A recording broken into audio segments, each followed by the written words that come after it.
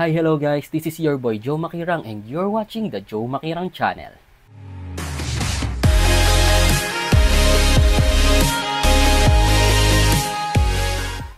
And today is September 7, 2025 at grabe, it's been more than a year na rin since yung last time na nag-vlog ako. And as far as I remember, yung last time na vlog ko is about isang lakas ng Toycon 2024. Pero yung gagawin natin today is related din with the same content na ginawa ko noon. Kasi today ay pupunta tayo sa Ayala Mall Manila Bay sa Pasay para umattend ng Cosplay Blitz. At syempre, ang kasama natin today ay ang mga kapwa ko cosplayers. At ang cos group namin ngayon ay isang lakas. Actually, pangatlong isang lakas na namin to. Hindi ko lang na-vlog yung pangalawa. Pero huwag na nating patagalin. Pumunta na tayo ngayon sa Ayala Mall. Let's go! So yun guys, nandito na tayo ngayon sa Ayala Malls Manila Bay. At grabe, nakaka-touch lang kasi may isang bata doon kanina. Actually, kilala ko naman siya. Pero binigyan niya ako ng Captain Barbell na siya lang may gawa. I-display ko daw doon sa mga toy collections ko. May isa pang binigay para kay Darna kasi Darna wala pa eh. Kaya ako na lang daw magbigay kasi uuwi na daw siya. Pero yun, nakakatuwa lang kasi as a cosplayer, may mga nakaka-appreciate ng art mo, di ba? Pero yun nga, ang pinaka-task natin for today ay mag-cosplay ng isang lakas part 3. So huwag na nating patagalin, mag-visa tayo in 3, 2, 1, let's go!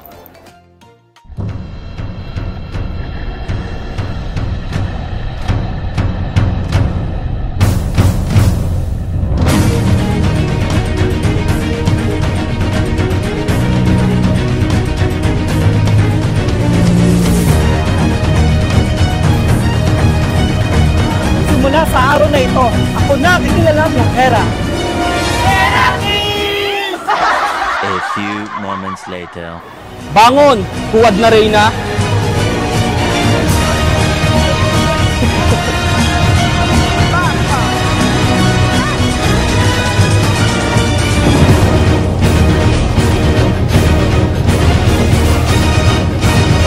So ngayon, Little Rangers, makikita nyo, kasama ko yung mga kakos group ko, yung isang lakas. Ewan ko kung pinag-uusapan yan, pero tara, interviewin natin sila. Let's go! Hi guys! Kamusta kayo? Hi! Matanong ko lang, sino leader nyo? Ako ba? Ito po ang aming Ako ba? Ay, ikaw ba? Kasi siya yung una ko dapat interviewin, ako nga pala, no? Hindi, joke lang. Pero yon, short question lang. Gusto ko malaman, saan nang gagaling yung powers nyo at kung sino kayo or ano yung superhero name nyo? Nakanina yung mic. Ayun, ikaw na muna. Ako nga pala si Pedro Penduko. Ayun, and yung powers ko galing sa Nips. Ito. Hindi, joke lang. Sa Gimat. So, bawat brilyante. Ay, brilyante. Hindi, yan. Sa bawat ito, may iba't ibang klaseng powers na nilalabas. So, ayun. So, anong pinaka-paborito mong powers dyan? Ito, pula ako eh. Pula ka ba? Kasi masarap to eh. Ah, oo nga. Masarap diba? diba pag namumula. Padugo-dugo pa. O, pag pula-pula. Oo, sarap dinuguan eh. Oo. Yun. Ay, hindi. Try natin si Ay, ano. sorry, game na.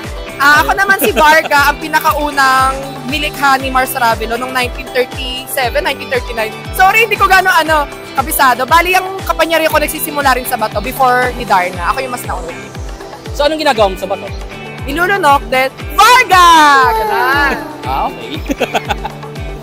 Hello, ayun, after na si Darna na, ang aking kapangyarihan ay galing sa bato niya. Pasta stone! Yan. Yes. Parehong bato. Pero di ba paano nagka-transition? Kasi oo nga, tama nga naman. Ang una talaga is si Varga. Tapos nagkaroon ng change of plan si Mars Ravelo. Tapos naging si Darna, di ba? Tapos ang nangyari is, ang naging Varga is kulay violet. Tapos may alter ego siya na bata. Yes. Sino ka nga? Ako pala si Mulawin. Mulawin. Anong Mulawin? Anong name? Si Agilus.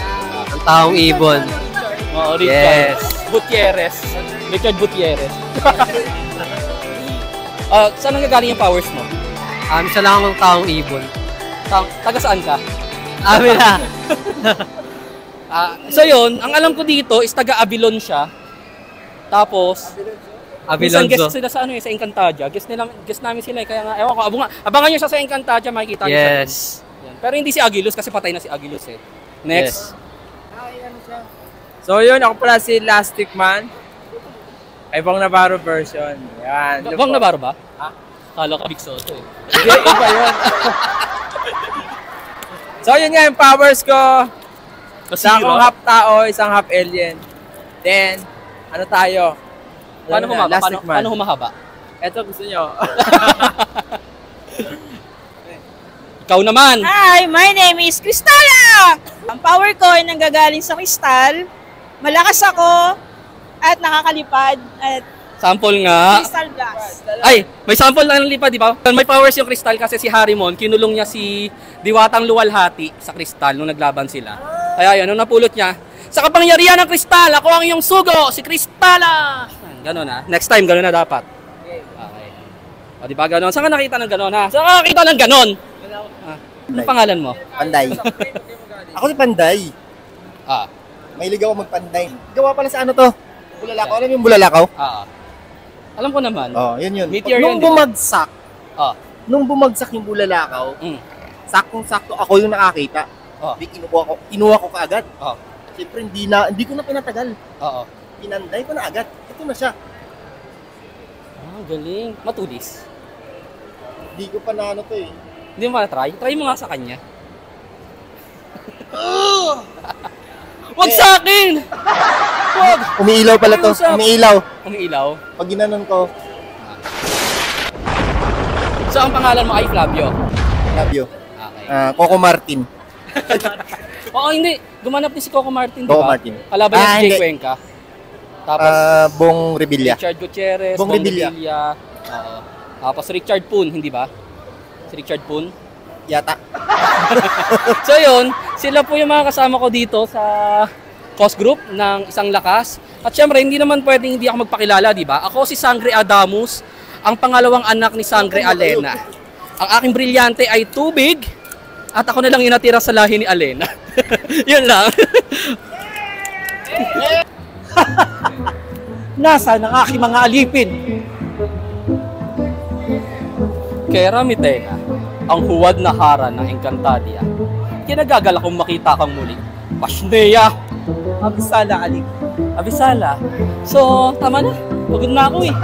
Magpakilala ka nga. Hello? Ako si Tony Cass. Na nagko-cosplay ng Kera Mitten sa mundo ng Encantadia para sa kopi ng Lireo, Adamia, Hattoria, at Sapin. Nagpasakap ba? Hindi. Sumasakap. Ako ang ibre ng mga rain. So anong paghahanda ang ginawa mo para manakop? Dahil sa sumpang binigay sa akin na hindi dapat mapunta sa akin. Kaya ako ito nakuha kay Arkanghel para magkaroon ng kapangyarihan at masakop ko mga brilliant. Actually, maganda yung pagkaka-portrait. Pero in real life, masyado siyang in character. Sabi ko, quick introduction lang eh. So, yun guys, ganun talaga siya. Ang galing niya talaga. Pero yun nga, anong preparation ang ginawa mo para sa costume? Ayan, mga yukay. Okay. No? Pero, I heard kanina na naligaw ka, di ba? Tapos, pumunta ka pa sa recto ba? For what? Para makabili mga crystals. Yan. So ano siya? Tayo lang dapat ko. Oo. Kamadali ko, ayun. Nasipat ko yung CR ng PWD. Ay, yung may emergency light. Inugot ko, inakyat ko. Gano'n para mabuhay. Pero we're very thankful na nandito ka kasi dalawa ang plano namin eh. May isa na may costume siya ng Kera Mitena din. Dapat pupunta siya. Or Valentina ang dapat na iko-costume niya. But she wasn't able to come. And we're very grateful sa'yo kasi nga dumating ka. Kaya thank you so much sa pagpapakalap mo sa amin. At sana next time makasama ka ulit. At ayun na nga ang mga nangyari ngayon dito sa Cosplay Week sa Ayala Mall, Manila Bay. At maraming salamat sa mga tumangkilik at mga patuloy na nanonood ng ating vlog. So asahan nyo na magtutuloy-tuloy ito kasi di ba natigil nga tayo ng 1 year. Pero syempre gusto ko rin naman makasama kayo palagi. At nakita ko tumaas din yung followers ko, yung mga subscribers ko kahit hindi ako nag-upload. Kaya I really appreciate you guys. Kaya stay tuned lang dahil mag-upload pa ako ng mga iba pang content na sunod nito. So yun, Little Rangers, thank you so much. Power down.